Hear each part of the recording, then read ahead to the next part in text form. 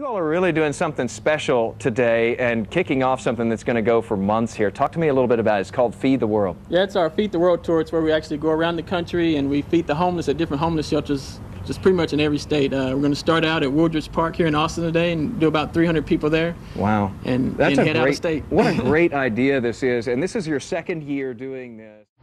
Every community that we go to, we want to try to help bring awareness to homelessness and hunger in our country.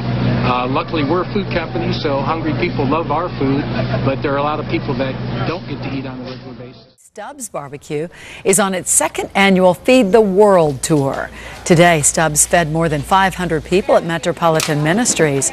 Last year, Stubbs traveled more than 10,000 miles, fed thousands of homeless and hungry people.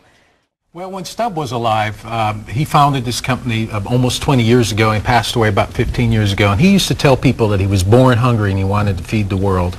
And during his lifetime, he probably gave away more food than he sold.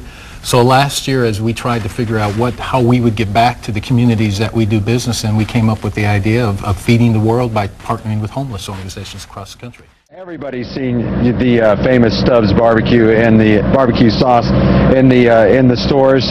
What makes it so good?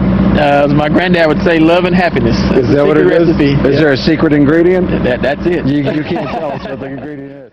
Well, a program that travels the country feeding those in need is stopping today in the Triad. Representatives from the Feed the World tour visiting the Winston-Salem Rescue Mission from 9 this morning until 1.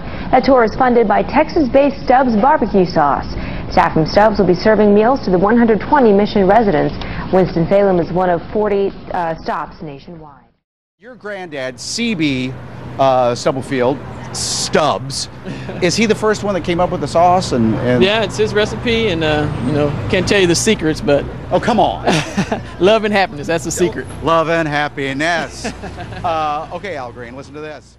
So what is the secret of good barbecue? This one is so tender. Well, my granddad would say love and happiness, that's our secret. That's the only one we'll tell. And your granddaddy started it? Yeah, he started it back in 1968. He started with a restaurant, but we didn't start selling the sauces in the stores till about 1991. You're making ribs. Stubbs barbecue ribs. Yeah, that's right. We're going to do some wicked Jezebel ribs here for you today.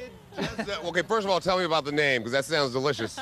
Well, it gets the wicked name because we put our wicked wing sauce in there, but then we use a Jezebel sauce to glaze it. All right. What's a Jezebel sauce? It's kind of a sweet and tangy sauce made up of apple jelly, pineapple preserves, little horseradish, and little mustard. So it's sweet and tangy. When Stubbs was around, he used to tell people that he was born hungry and wanted to feed the world. And he probably gave away more food than he ever sold.